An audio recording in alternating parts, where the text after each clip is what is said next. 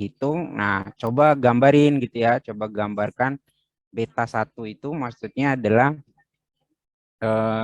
ini. Jadi beta 1 itu tegak sudut antara U ini kan selalu tangensial dengan lingkaran di setiap titik. Kemudian beta yang baru diketemukan itu menunjukkan arah lengkungan yang di sudunya gitu ya. Begitu juga yang di arah bagian luarnya. Nah, itu nanti silakan dicoba. Nah, kemudian untuk geometri pompa aksial sendiri yang seperti ini ya, mungkin pernah sudah melihat. Nah, yang jadi perkara pentingnya di sini yaitu adalah kalau yang di sentrifugal itu ada inlet dan outletnya itu berbeda ya, karena dibedakan oleh jari-jarinya ya. Nah, sementara kalau untuk propeller atau baling-baling, nah, semuanya itu arah masuk alirannya itu ya sama gitu ya. Jadi baik di sisi dalam sampai ke depan kan sama tuh. Misal dari sini arah fluidanya ya sama ya. Dari sini ke sini semua gitu. Nah, tidak beda gitu ya antara yang satu dan yang dari sisi dalam sampai sisi yang belakang. Nah, yang inletnya di sini, outletnya di sini juga sama dia ya, inlet dan outletnya sama. Jadi tidak ada perbedaan di situ. Nah, yang jadi perkara di pompa aksial adalah Anda bisa melihat bahwa bentuk dari blade-nya itu adalah berupa airfoil ya, berupa airfoil ini lihat. Nah, hanya saja kalau Anda perhatikan baik-baik ini kalau bila propeller yang dirancang dengan baik memiliki puntiran. Nah, puntiran maksudnya itu adalah dari yang mungkin ini lebih jelas ya menggambarkan bentuknya itu ya. Nah, dari sisi sini, dari sisi sini ke sisi belakangnya, sisi belakang sampai dari sisi dalam sampai sisi keluar atau sisi pangkal sampai ujungnya itu adalah bentuknya nggak sama gitu ya. Dia memiliki puntiran. Jadi semakin keluar dia itu semakin rata gitu ya. Misal di sini sama di sini kan ya. Ini kan agak miring ya, miring sangat mendekati lurus gitu, mendekati lurus. Nah, tapi ketika dia di ujung dia semakin melebar gitu ya, semakin mendatar. Nah, tugas kita adalah untuk menentukan bagaimana kemiringan ini ya dari pangkal ke ujungnya itu bagaimana ya bentuk kemiringannya. Nah, kenapa dia harus miring seperti ini? Nah, karena untuk memanfaatkan karena perbedaan kecepatan ya. Pertama karena perbedaan kecepatan yang di sisi dalam dan sisi luar. Nah, sisi dalam kan tentu kecepatan liniernya itu adalah lebih kecil karena misal untuk kecepatan linier itu kan V sama dengan atau kecepatan linier itu kecepatan sudut dikali dengan jari-jari. Nah, kecepatan sudut kan sama ya untuk semua baik di dalam maupun di luar. Sementara yang membedakan adalah jari-jarinya. Nah, semakin keluar atau semakin artinya semakin tinggi atau semakin panjang jari-jarinya, maka V-nya akan semakin besar. Nah, itu membuat kecepatan relatifnya itu nanti juga kan beda, walaupun ingat bahwa VI-nya sama semua ya. Dari sini ke sini itu kecepatannya sama. Nah, kecepatan aliran fluidanya. Nah, pertanyaan tadi ya, pertama yaitu yang menjadi perkara yang harus kita tentukan adalah kelengkungannya ini ya, kelengkungan dari pangkal ke ujungnya ya. Nah, di sini diterlihatkan bahwa sudut sudut pitch di pangkalnya ini adalah sebesar ini ya. Semakin di ujung makin kecil sudutnya ya. Ini sudut antara yang horizontal dan sudut serang yang dibentuk oleh airfoil itu ya. Walaupun yang harus jadi catatan bahwa satu blade ini terdiri dari airfoil yang sama, ya, yang identik airfoilnya, tapi hanya sudutnya yang dirubah, gitu ya. Nah, di sini bagaimana segitiga kecepatan ya, segitiga kecepatan yang ada di pangkal dan di ujungnya. Nah, karena di pangkalnya itu adalah karena V-nya sama ya, VI-nya sama, VI-nya adalah ini ya, yang ke bawah ya, yang masuk ke bawah VI-nya sama. Nah, kemudian yang beda adalah besarnya kecepatan eh, besarnya kecepatan relatifnya. Nah, kecepatan relatifnya itu yang mana? Yang ini. Jadi maksudnya kecepatan relatif itu kan tadi ya, kecepatan yang dilihat oleh kita yang berada bersama blade yang berputar. Jadi kita juga bergerak, kemudian fluidanya juga bergerak dengan kecepatan ini. Nah, kecepatan absolutnya ada. Nah, sementara kecepatan relatifnya itu ya itu kita melihat kita punya kecepatan, kemudian V absolutnya juga punya kecepatan. Nah, Anda lihat dari sini adalah ini saya mencantumkan di sini agar Anda mungkin mengingat kembali tentang aliran eksternal di mekanika fluida 2 itu harusnya mekanika fluida itu bahwa berbagai macam airfoil itu dibuat memiliki karakteristik masing-masing ya. Karakteristik yang penting dalam sebuah airfoil itu adalah coefficient of lift. Jadi atau koefisien daya angkat ya, koefisien daya angkat. Koefisien daya angkatnya ini bisa dilihat untuk jenis yang dua ini saja ya. Ternyata dia maksimal itu ketika sudut serangnya di atas 15 atau katakanlah sudut serangnya ada di 16 atau 17 lah. Jadi di sudut 16 derajat itu sudut serangnya dia akan maksimal. Nah, sudut serang itu sendiri adalah sudut yang dibentuk oleh kecepatan fluida, kecepatan fluida dengan sudut dari airfoil itu. Gitu. Nah, jadi kalau misalnya airfoilnya ini seperti ini, ya sudutnya kan nggak ada nih, sudutnya 0, gitu ya. Sudutnya 0, kemudian jadi bisa dirubah-rubah. Nah, oleh karena kita misal katakanlah kita disuruh rancang sebuah bilah propeller dengan bilah propeller itu dibuat berdasarkan airfoil, bentuk airfoil yang ini, maka kita harus memastikan bahwa sudut serangnya itu maksimal ya, sudut serang atau sudut alfanya itu harus terus berada pada 16 derajat Celcius. 16 derajat Celcius, 16 derajat gitu ya. 16 derajat. Nah, dapat dilihat bahwa sudut tipnya itu adalah sudut dari airfoil dengan sisi horizontalnya. Nah, sisi horizontalnya. Nah, yang terlihat di sini adalah ketika kita di pangkal, VI-nya itu kecil. VI-nya itu kecil karena tadi ya, bukan VI, VI-nya sama dengan VI yang di sini. Nah, tapi yang kecil adalah V blade dan V relatif. Nah, V blade dan V relatif. Nah, di sini karena dia di ujung, V blade dan V relatifnya itu panjang. Nah, yang diketahui tentu saja apa? Yang diketahui kan adalah V-in, kecepatan masuk. Nah, kemudian yang diketahui juga adalah kecepatan blade. Itu kan diketahui dari input soal pasti itu. V blade dan V-in. Nah, oleh karena itu yang harus kita tentukan adalah sudut ini, sudut yang dibentuk antara V kecepatan relatif dan kecepatan blade. Nah, kalau kita sudah ketemukan sudutnya, maka kita akan bisa menuliskan antara sudut pitch-nya dan sudut alfanya. Nah, bisa dilihat di sini perbedaannya. Dia ini sudut tipnya menjadi seperti ini ya. Dari sini ke sini.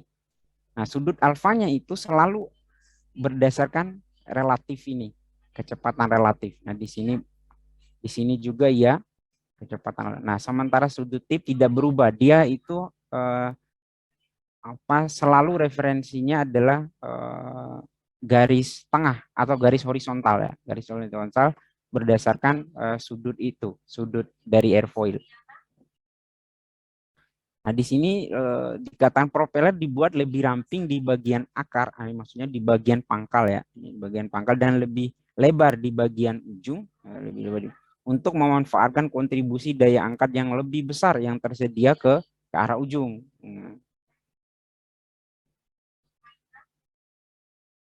Nah, mungkin agar lebih jelas kita masuk ke contoh ya, ini contoh soalnya. Nah, ini misalkan Anda sedang merancang propeller pompa, diameter keseluruhan adalah 18 cm dan diameter hubnya itu adalah yang di dalam itu 9 cm. Nah, kebutuhan debitnya itu adalah 0,15 meter kubik per detik. Putaran motor itu 2000 rpm dan airfoil yang dipilih untuk penampang propeller mencapai efisiensi maksimum pada sudut serang. Nah, ini yang jadi catatan nih. Sudut serangnya adalah 14 derajat. Nah, itu kata kuncinya. Di situ hitung sudut kemiringan bilah dari pangkal ke ujung bila sedemikian rupa sehingga sudut serang 14 derajat itu diperoleh dari pangkal ke ujung ya. Jadi tidak hanya di pangkal saja, tapi dari pangkal ke ujung mendapat sudut serang 14 derajat. Berarti kalau Anda perhatikan baik-baik, kita tulis dulu datanya ya, data yang diketahui dulu kita tulis. Di sini ada debit 0,15 meter kubik per detik. Kemudian ada diameter ya, ada diameter keseluruhan ada 18 cm atau 0,018 18 cm 0,18 ya, sorry. 0,18 meter. Nah, lalu ada diameter hubnya ya, diameter hub ada sebut saja DH itu 9 cm, berarti 0,09 meter. Kemudian ada putaran sama dengan 2000 rpm. Lalu ada apa lagi? Nah, sudut serang ya, sudut serangnya adalah 15 derajat. Nah, sementara yang ditanya adalah sudut ya, kemiringan ya, kemiringan dari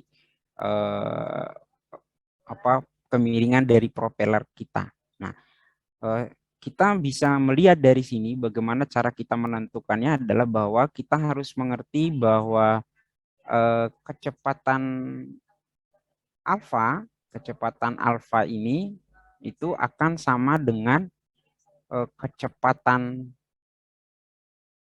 misal alfa ditambah kecepatan sudut alfa ditambah dengan sudut tip ya, sudut theta, saya tidak pakai tip, sudut theta saja, itu akan sama dengan suatu sudut yang konstan ya. Nah, untuk sisi satu, nah ini juga sama ya, sudut alfa ditambah dengan ini itu kan melahirkan hal yang sama, yaitu yang konstan itu atau suatu sudut yang berdasarkan jumlah ini gitu ya. Jadi nanti kita dapatkan suatu konstanta yang berupa misal katakanlah di sudut dalam misalnya alfa ditambah theta itu ditambah theta itu sama dengan A. Kemudian di sudut pangkalnya itu adalah sudut alfa ditambah dengan theta itu sama dengan B. Nah, tadi kan yang diketahui adalah alfa ya. Alfa berupa 14. 14. Artinya 14 ditambah theta akan sama dengan A, kemudian 14 ditambah theta akan sama dengan B. Akan sama dengan B gitu ya. Nah, berarti yang harus kita tentukan adalah sudut untuk menentukan berapa kemiringan sudut dari pangkal ke ujung itu adalah kita harus menentukan sudut tetanya ini, sudut teta tipnya ini. Teta tipnya itu adalah berupa kecepatan blade-nya, dengan kecepatan blade-nya dengan dengan sudut yang ini sudut airfoilnya atau bentuk airfoil dengan kecepatan blade-nya yang horizontal ini, gitu ya. Nah, artinya kita akan mencari ini dulu, baru kita bisa menentukan dari pangkalnya berapa, ujungnya berapa. Baik. Nah, Anda bisa lihat kalau untuk mencari tetanya sendiri, ya, untuk mencari teta kan adalah dari sini ke sini, ya. Untuk mencari tetanya itu dari dari apa? Dari yang sebelah sini yang ke sebelah sini. Nah, data yang kita ketahui adalah V relatif dan data yang kita ketahui adalah tentu V in sama V blade dari putaran. Nah, V in ini kita cari berdasarkan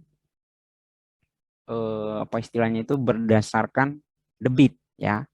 Oke, kita cari dulu V in dari debit yang diberikan. V in dari debit yang diberikan. Nah, ini debitnya kan hubungan antara V dan debit itu adalah debit dibagi dengan luasan. Nah, luasan di sini ya yang harus diingat bahwa ketika kita mengatakan luasan karena ini kan ada hubnya di dalam, berarti luasan efektifnya itu adalah yang dari pangkal ke ujung. Nah, kalau dari soal itu kan kita tahu bahwa yang dari pangkal ke ujung itu kan 18, berarti dikurang 9, ya. Yang efektif berarti 9.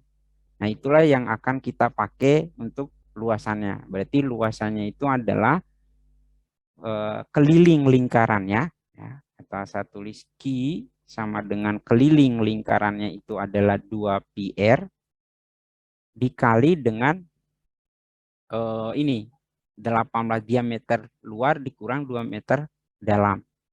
Diameter luar dikurang dengan diameter dalam. Jari-jari kan 2πr untuk keseluruhan. Ya, diameter luar DO dikurang dengan D bukan DO di sini D saja dikurang dengan DH. Nah, itu adalah luasan efektifnya. Oke, silakan coba dihitung. Atau kita lanjut saja ya, itu untuk mencari V-nya, kecepatannya, V in-nya. Nah, setelah V in-nya diketahui, tentu langkah selanjutnya adalah kita ingin mencari V blade-nya, kecepatan blade. Nah, kecepatan blade itu kan tentu berdasarkan putaran ya. V blade itu kan adalah saya new slide gitu. Kemudian nah V blade itu adalah omega dikali dengan R. Nah, omeganya tentu omega sama dengan 2πn per 60. Ya.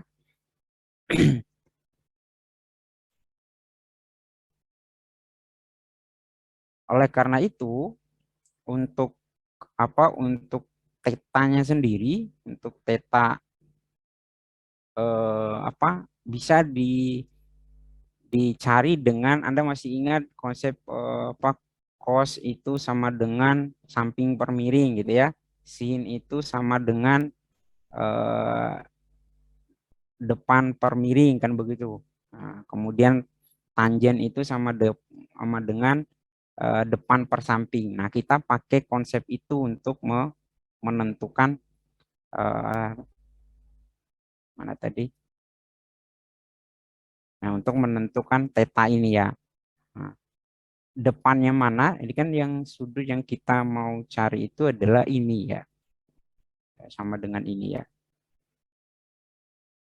Ini atau sudut ini ya, sama saja sih. Nah, kan sudut ini sama sudut ini. Nah, sama juga di eh, yang di sebelah sini, yang di sudut ini kan adalah sudut ini ya.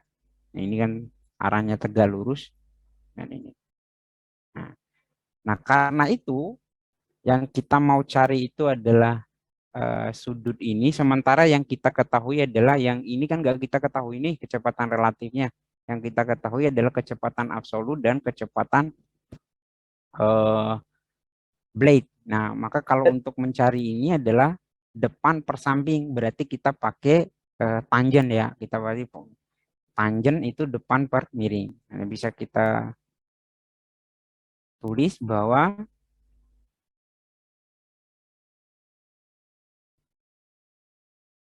sudut besi di pangkal, ya saya tulis di pangkal, theta yang di pangkal itu akan sama dengan eh, tangent dari depannya itu adalah V in, kemudian sampingnya adalah V ini, V V apa V blade ya, saya tulis V blade, VB. Nah, Vn ini sendiri kan tadi dicari berdasarkan eh, apa? Berdasarkan debit ya. Nah, kemudian bagaimana kalau theta yang di ujung? Theta yang di ujung itu rumusnya sama, tangen min 1 ya, tangen min 1, tangen min 1 V in per V blade. Nah, tapi bedanya V blade yang ini bedanya di R nanti. Nah, VB yang ini menggunakan R yang di dalam ya. Jadi kalau tadi itu di soal itu adalah diameter hubnya adalah 9 cm, berarti jari-jarinya hanya 9 cm atau 0,09, berarti jari-jarinya itu adalah 0,045 gitu ya.